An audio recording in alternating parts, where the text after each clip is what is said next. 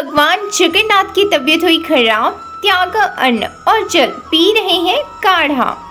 अयोध्या रामनगरी में रथ यात्रा महोत्सव को लेकर तैयारियां शुरू हो गई हैं। रथ यात्रा रामनवमी में 7 जुलाई को परंपरागत ढंग से निकाली जाएगी।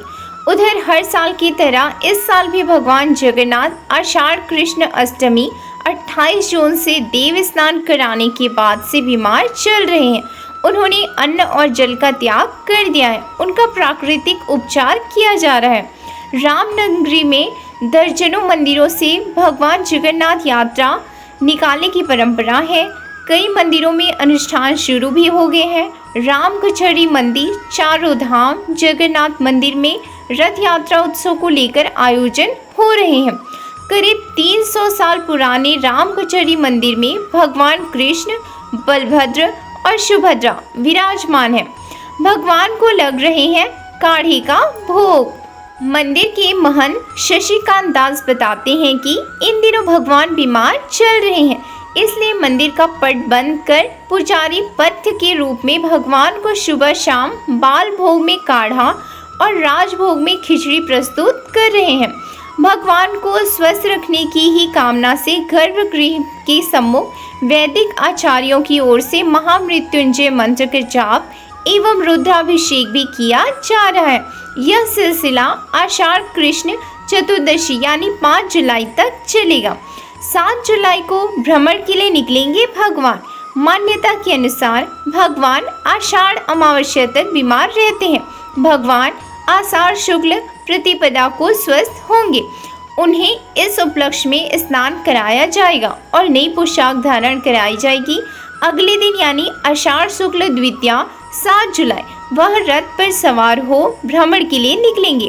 रामनगरी की रथ यात्रा पुरी के जगन्नाथ मंदिर की रथ यात्रा के अनुरूप भव्यता की संवाहक होती है, इसलिए 15 दिन के एकांतवास में रहते हैं भगवान। चलिए जानते हैं पूरी जानकारी।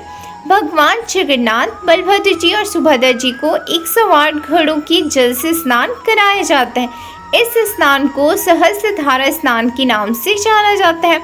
मान्यता है कि 108 घड़ों के ठंडे जल स्नान के कारण जगन्नाथ जी, बड़े भाई बलराम और छोटी बहन सुभद्रा तीनों बीमार हो जाते हैं। ऐसे में वे एकांतवास में चले जाते हैं। जब तक वे तीनों एकांतवास में रहेंगे, मंदिर के कपाट नहीं खोलेंगे।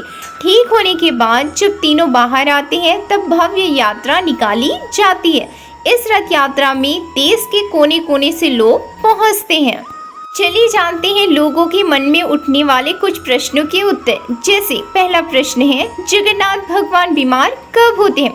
तो ऐसी मान्यता है कि भगवान जगन्नाथ साल में एक बार 15 दिनों के लिए बीमार होते हैं। और एक और मान्यता है कि भगवान जगन्नाथ, उनके भाई बलभद्र और बहन देवी सुभद्रा रथ पर यात्रा बैठकर अपनी मौसी के घर जाते हैं। वे अपनी मौसी के घर 7 दिन तक रुकते हैं, इसके बाद वह वापस आते हैं।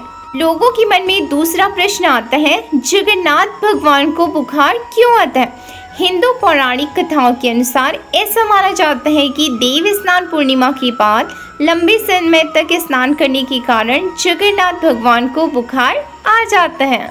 ऐसा प्रश्न जो हर किसी के मन में आता है, जगन्नाथ का पसंदीदा भोजन क्या है?